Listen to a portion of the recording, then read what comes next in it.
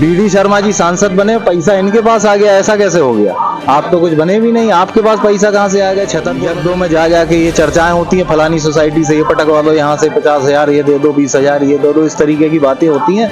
तो ये कहाँ का पैसा है? ये भ्रष्टाचार का पैसा है। इतना भ्रष्टाचार राजनगर में कभी नहीं हुआ जितना अभी हो रहा है। कि जिस दिन बीडी शर्मा जी हटे, उनको आदमी मुंह पे बताएगा कि उनके बारे में क्या सोचता है। आज तो ऐसा है कि साहब सब चल रहा है, सीएम है तो सीएम को उनकी बुराई कोई नहीं बताएगा, लेकिन जिस दिन हट जाएंगे उनको पता लगेगा हमारी बुराइयां क्या क्या थी। नाराज भाजपा है, परेशान भाजपा है। हमारा उनसे भी निवेदन है कि साहब ये जो अभी वर्तमान की भाजपा है ये सबके लिए खतरनाक है। भी बोलते हैं ना लोगों से, कह रहे नेतागिरी मत कराओ, नेतागिरी मत कराओ, तो हम उनको भी चेतावनी दे रहे हैं कि भैया नेतागिरी तो करना पड़ेगा।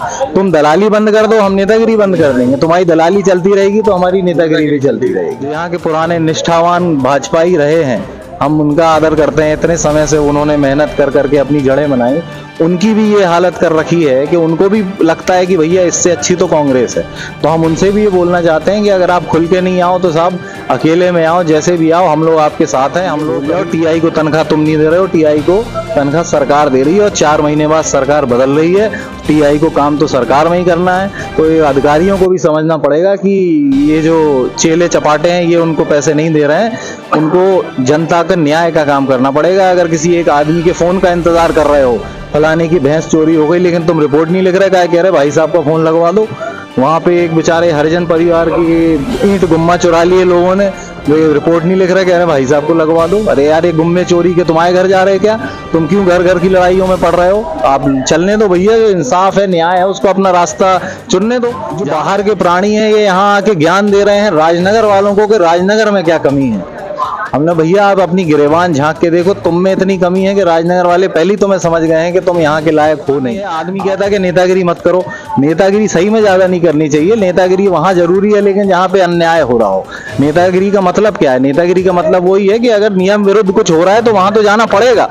यहाँ पर जो जातवाद मचा हुआ है, जातिवाद इतनी बुरी चीज है। जातिवाद से ना विकास होना है, कभी किसी का कभी कुछ भला नहीं होना है जातिवाद से। हमारे साथ हैं, चाहे बीडी शर्मा हो, चाहे दलाल हो, कोई भी हो, अगर कुछ करते हैं गलत तो ये सब लोग साथ में हैं और साथ में लड़ेंगे। और आपकी गाड़ी में जो आज बैठे फिर रहे हैं, ये मत सोचना तुमसे प्रभावित हैं, ये भी तुमसे भयभीत हैं, इसीलिए तुम्हारी गाड़ी में बैठे हुए हैं। जिस दिन थोड़ा सा तुम्हारे हाथ से खिसकी हो उस दिन तुम्हें पता भी नहीं लगेगा कब पीछे का गेट खोल के उतर जाएंगे, आप अकेले निकलते रहोगे।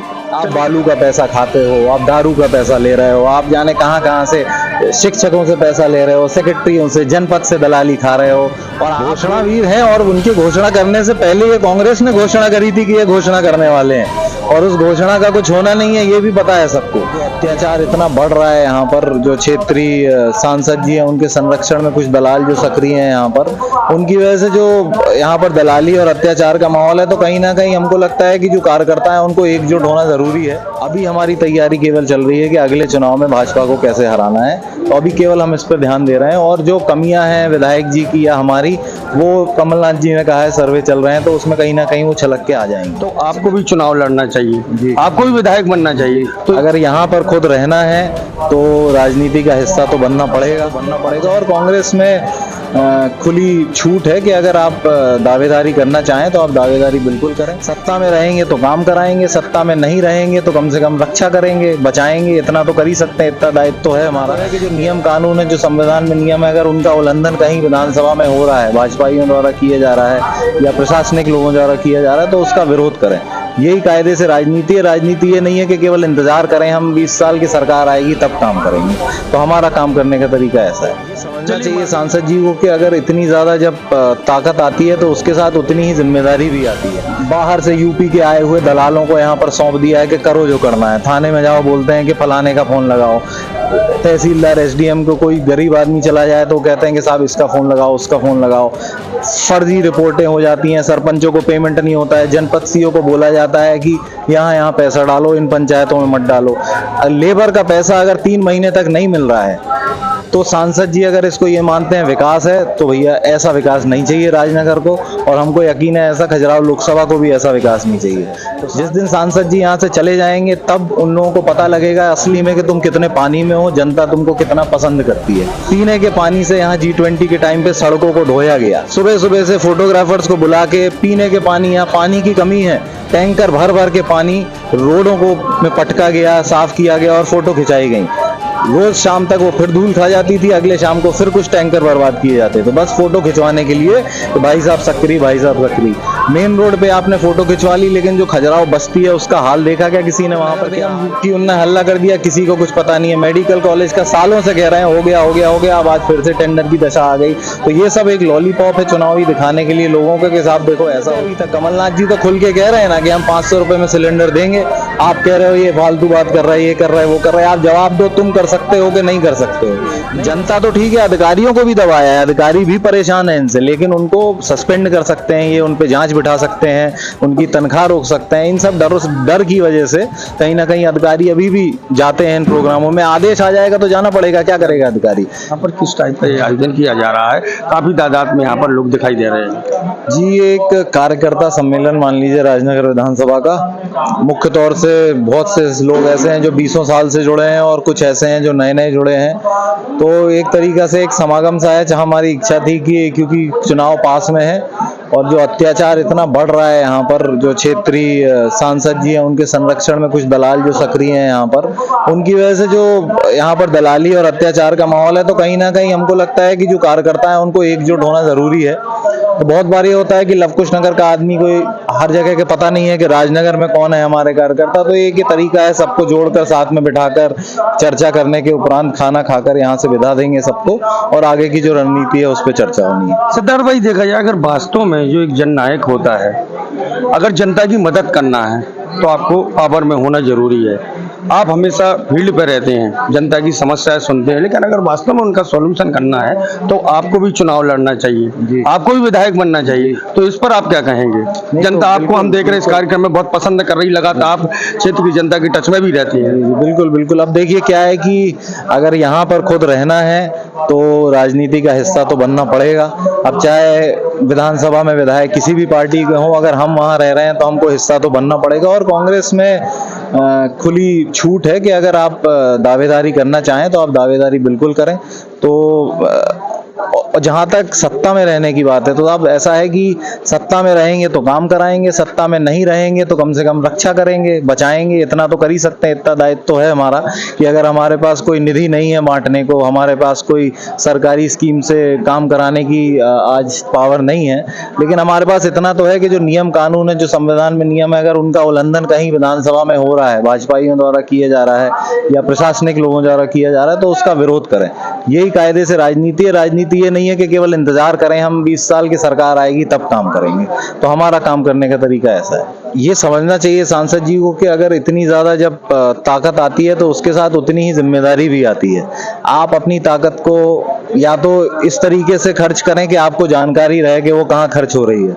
ऐसे खर्च ना करें कि यहाँ पर आपने बाहर से यूपी के आए हुए दलालों को यहाँ पर सौंप दिया है कि करो जो करना है। थाने में जाओ, बोलते हैं कि फलाने का फोन लगाओ। तहसीलदार एसडीएम को कोई गरीब आदमी चला जाए तो कहते हैं कि साहब इसका फोन लगाओ, उसका फोन लगाओ। फर्जी रिपोर्टें हो जाती हैं, सरपंचों को पेमेंट नहीं होता है, जनपद सीओ को बोला जाता है कि यहाँ पैसा डालो, इन पंचायतों में मत डालो।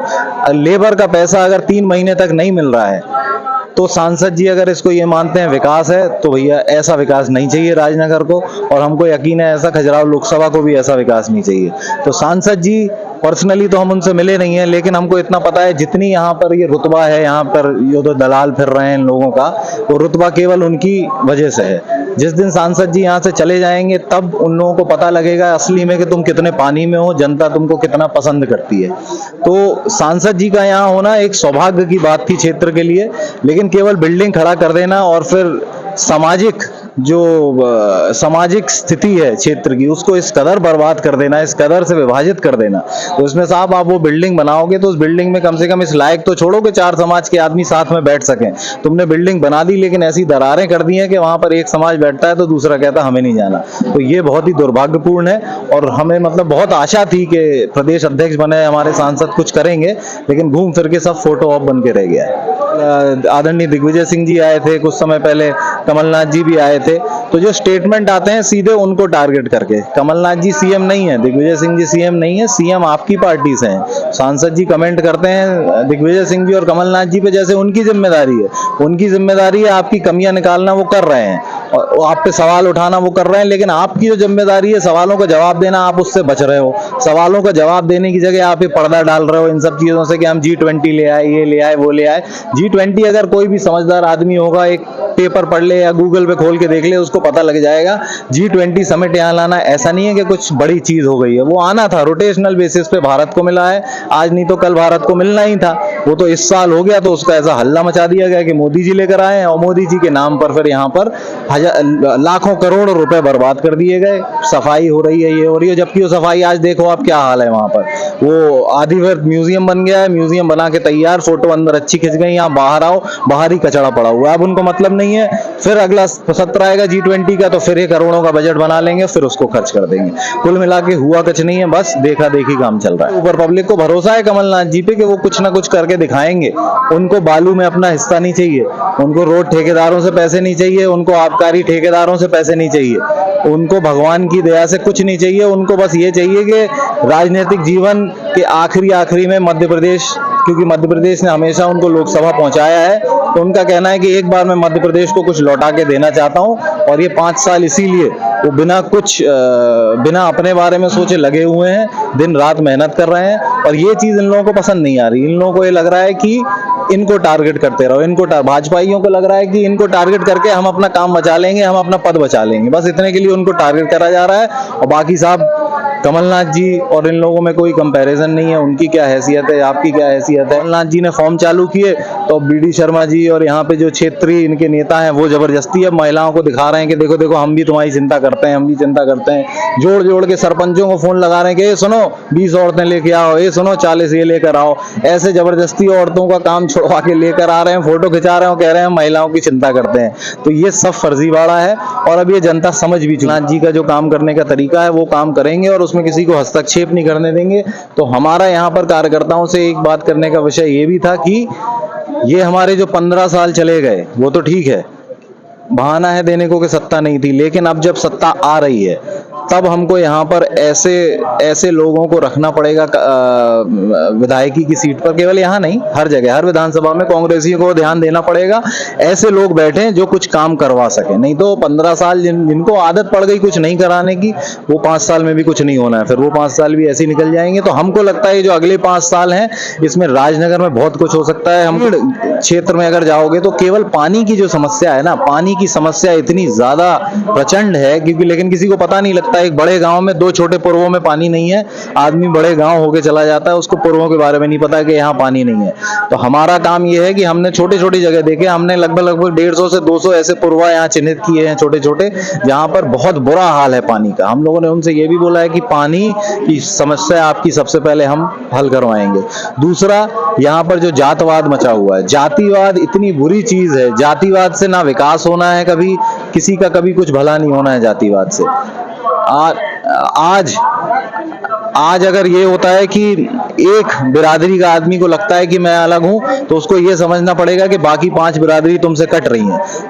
ये जो जहर घोल रहे हैं ये लोग पिछले 4 साल से, उस जहर को दूर करना है हमको। सारे समाज को साथ लेके चलेंगे और हम ये विश्वास दिला रहे हैं हर किसी को, चाहे वो किसी वर्ग का हो, चाहे वो हरिजन समाज से हो, पिछड़ा वर्ग हो, ब्राह्मण हो, ठाकुर हो, कोई भी हो, हम हर किसी को साथ लेके चलने की बात करते हैं। हम यहाँ बदलाव की बात करते हैं और हम यहाँ भ्रष्टाचारी बंद कराने की बात करते हैं। जो यहाँ दलाली चल रही है जनपद में, तहसील में, जिस तरीके की दलाली चल रही है, हम ये गारंटी दे सकते हैं कि ये दलाली हम लोगों के समय पे नहीं होगी, क्योंकि हम खुद दलाली का पैसा नहीं खाते हैं। तुम दलाली बंद कर दो, हम नेतागिरी बंद कर देंगे। तुम्हारी दलाली चलती रहेगी तो हमारी नेतागिरी भी चलती रहेगी।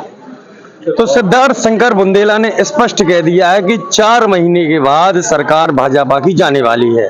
कई गंभीर आरोप भाजपा नेता पर और यहाँ की सरकार पर लगा दिए हैं। भ्रष्टाचार किस प्रकार पनप रहा है, जातिवाद किस प्रकार पनप रहा है, झूठे मामले किस प्रकार लगाए जा रहे, स्पष्ट कर दिया है सिद्धार्थ शंकर बुंदेला ने। आज राजनगर में पूरे जिले के कार्यकर्ताओं की एक यहाँ पर बैठक की जा रही है, आपस में चर्चा की जा रही है। चुनावी समय है, कई गंभीर आरोप राजनगर के क्षेत्र के यहाँ के नेताओं पर लगाए हैं। क्या विकास की वादे की है, क्या जमीनी स्तर पर ये कारगर हुए नहीं हुए, कई बातें की। इसी प्रकार लगातार हम आपको दिखाते रहेंगे। फिलहाल राजनगर से तेज इंडिया न्यूज के लिए लखन राजपूत के साथ कैमरामैन सुरेंद्र यादव।